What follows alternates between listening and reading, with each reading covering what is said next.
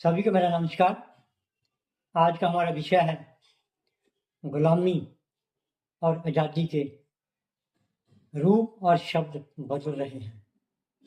अगर हम आज के समाज को देखें, हर इंसान, हर वर्ग, हर धर्म, हर जाति अपने अपने हिसाब से आज़ादी और गुलामी के दोनों शब्दों को अपने हिसाब से समझ रहा है। अगर हम पहले गुलामी की बात करें, गुलामी वो नहीं है अगर आपको किसी ने नजरबंद कर दिया हो, गुलामी नहीं होती। गुलामी कई प्रकार की होती है।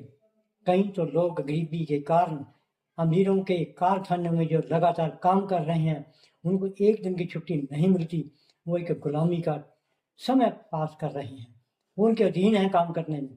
ये सबसे बड़ी पीड़ा देने वाली गुलामी होती है। दूसरी गुलामी, जो छोटे बच्चे बिना पढ़ाई से अपने माँ बाप के साथ अपने उसके काम में हाथ बटाते हैं, उनकी पढ़ाई ऐसे ही रह जाती है, उनकी गरीबी की झलक ऐसे नजर आती है कि वो गुलामी की तरफ अपना जीवन व्यतीत कर रहे हैं और माँ बाप के साथ काम करते हैं। वो भी एक पीड़ा देने वाली सबसे बड़ी गुलामी है। तीसरी गुलामी, वो इंसान जूझ रहे हैं गुलामी के अंदर जिन्होंने अपनी आज़ादी तो समझते हैं, लेकिन गुलामी घर के संस्कारों में गिरने के बाद किसी ऐसे इंसान के गुलाम बन जाते हैं कि उसको दबाव के साथ अपने कर्जा दे के उसको हमेशा दबाता रहता है। वो सबसे पीड़ा देने वाली गुलामी होती है।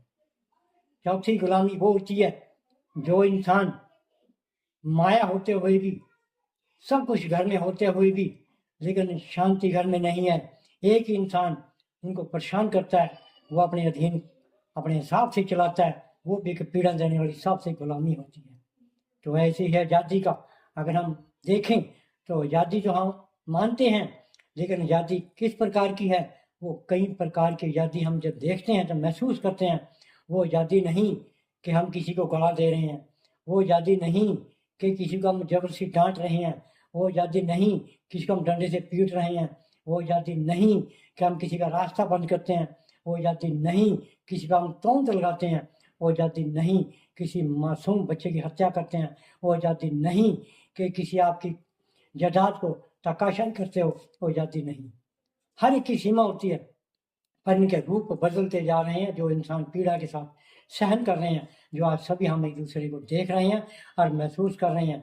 इन शब्दों को समझो और अपने आप को एक अच्छे रास्ते पर लाने के लिए इन शब्दों को सही समझते हुए आगे बढ़े।